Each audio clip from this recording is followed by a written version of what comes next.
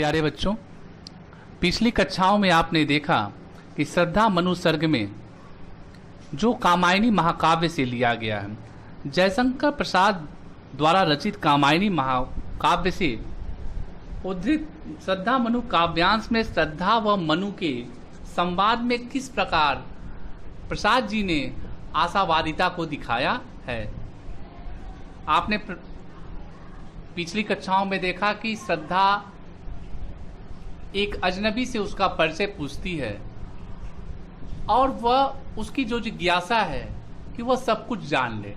वैसे ही जब हताश मनु उस श्रद्धा की तरफ देखता है तो पहले ही नजर में अपना सब कुछ लुटा देता है और वह भी उस अजनबी युवती का परिचय जानने के लिए आतुर हो जाता है। आज देखते हैं आगे की पंक्तियों में क्या है।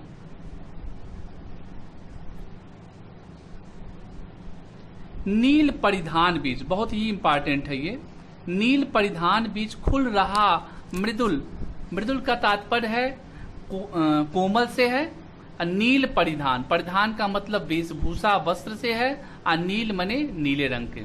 सुकुमार का मतलब कोमल से है, मृदुल का भी तात्पर्य कोमल से होगा।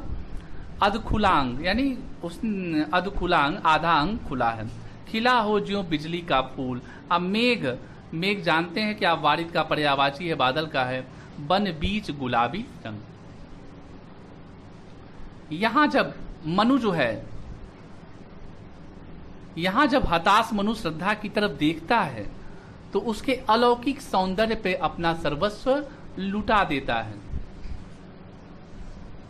आगे देखिए क्या सोचता है वो। जब वो श्रद्धा की तरफ देखता है तो श्रद्धा ने जो वस्त्र धारण किया है उसका कुछ परिचय है कि श्रद्धा अपने शरीर पर नीले रंग का भेड़ की खाल धारण किए थे, अर्थात मेष चर्म को उसने धारण किया था। उसकी वेशभूषा में से कहीं कहीं उसके जो है अधखुले अंग दिखाई दे रहे थे। उन अंगों को देखकर ऐसा प्रतीत हो रहा था कि मानो नीले बादलों के वन में गुलाबी रंग का सुंदर बिजली का फूल खिला हुआ हो। ओह वह मुख पश्चिम के व्योम जब घिरते हो घन श्याम, अरुण रवि मंडल उनको भेद दिखाई देता हो छमिला। अब आगे कैसा लगता है।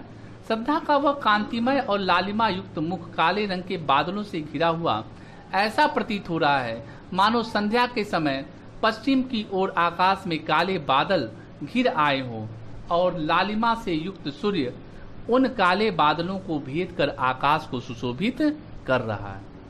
अरुण रविमंडल उनको भेद, यानी वह क्या करता है, वह काले रंग के बादलों को वह सूर्य जो है भेद कर वह आकाश में दिखाई देता है और आकाश की सुंदरता में और भी चार चांद लगा लेता है। आगे देखिए, आगे भी प्रसंग में यहां भी जो है श्रद्धा के अलौकिक सौंदर्य के बारे में ही है कि कैसे किस प्रकार वो दिखाई दे रही है। घिर रहे थे घुघराले बाल अंश अवलंबित मुख के पास, नील घन सावक से सुकुमार सुधा भरने को विध के पास। विध मने चंद्रमा। अंश का तात्पर्य कंधे से है, अवलंबित मने लटके हुए, मुख के पास मने मुखड़े के पास। नील घन सावक, नील मतलब नीले रंग का, घन सावक यानी बादल का टुकड़ा, सुकुमार मने कोमल, सुधा मने अमृत, भरने को विधु के पास, चंद्रमा के पास। आगे देखिए, श्रद्धा के कंधे पर लटकी हुई घुघराले बालों की लट उसके मुखड़े पर ऐसे लटक रही थी जैसे कोई नन्हा बादल का टुकड़ा अमृत पीने के लिए सागर के तल को छूने का प्रयत्न कर रहा है। और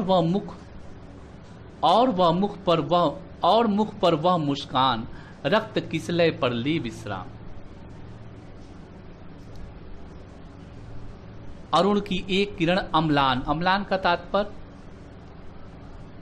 अधिक अलसाई हो अभिराम, अभिराम का तात्पर्य सुंदर, अलसाई मने अलसाई, आलस्य से युक्त। आगे देखिए।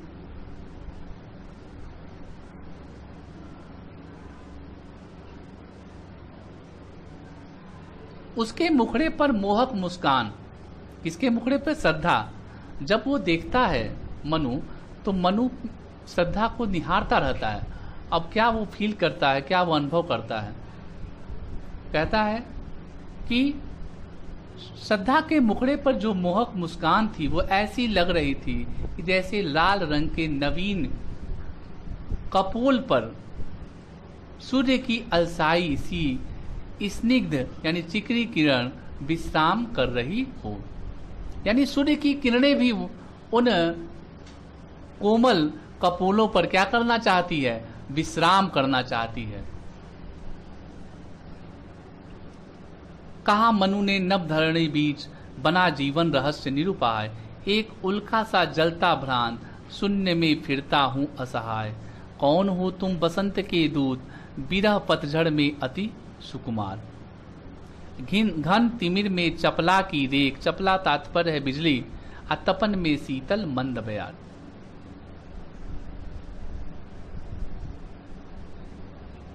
अब यहाँ पे श्रद्धा जो है मनु से परिचय पूछती है, तो मनु जो है उसके प्रश्न का उत्तर देता है।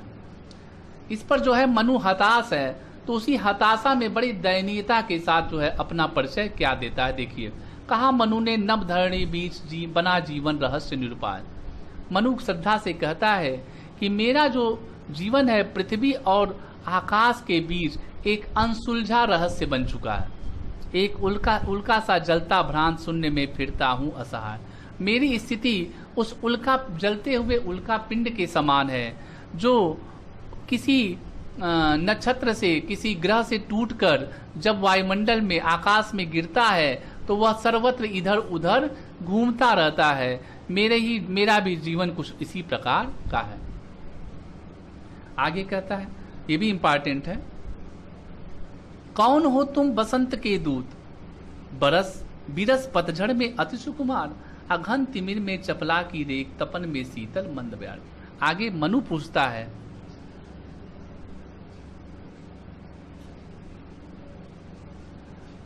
अपना परिचय देने के पश्चात मनु श्रद्धा से क्या प्रश्न करता है? हे सुकुमार अंगों वाली, तुम कौन हो? अचानक इस निर्जन स्थान में तुमने मेरे इस अभाव या हताशा जीवन में आशा का किरण डाल दिया है, भर दिया है। जिस प्रकार पतझड़ के समय कोयल अपने मीठे स्वर से बसंत के आगमन की सूचना देती है, मेरे इस अतिशय निराशापूर्ण जीवन में तुम आशा की किरण दिखाई दे रही हो। साथ ही व्यथा से तप्त मेरे जीवन में शीतल मंद पवन की भांति नवीन चेतना का उद्गार उत्पन्न कर रही हो। तो आज के लिए इतना ही। पूरे काव्य में लक्षणा शब्द शक्ति है, प्रसाद व माधुर्य का गुण है। कहीं कहीं आपको श्लेष, उपमा, रूपक और अतिशयोक्ति रूप अतिशयोक्ति का अलंकार की छटा दिखाई देती है। रस में श्रृंगार रस है। भाषा जो है खड़ी बोली है और प्रतीकात्मक शैली भी है। तो आज के लिए इतना ही। उम्मीद है कि आप इसको ग्रहण करेंगे, मन से पढ़ेंगे, क्योंकि ये देखने में आ रहा है कि बहुत छात्र जो है वीडियो जो हम लोग इतने मेहनत से बना के भेज रहे हैं उसे आप पढ़ नहीं रहे हैं। तो आगामी वीडियो आपको किस प्रकार मिलेगा, इसके लिए आप अधिक से अधिक सब्सक्राइब करें, ताकि आपके जब भी मैं वीडियो पोस्ट करूं आपके लिंक पर वो चला जाए और आप आसानी से देख लें।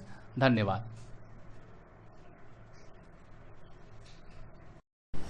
प्यारे बच्चों, पिछली कक्षाओं में आपने देखा कि श्रद्धा मनु सर्ग में जो कामायनी महाकाव्य से लिया गया है, जयशंकर प्रसाद द्वारा रचित कामायनी महाकाव्य से उद्धृत श्रद्धा मनु काव्यांश में श्रद्धा व मनु के संवाद में किस प्रकार प्रसाद जी ने आशावादिता को दिखाया है। आपने पिछली कक्षाओं में देखा कि श्रद्धा एक अजनबी से उसका परिचय पूछती है और वह उसकी जो जिज्ञासा है कि वह सब कुछ जान ले।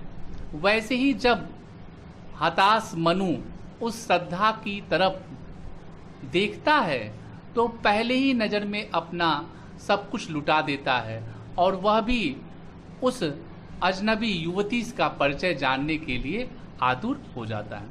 आज देखते हैं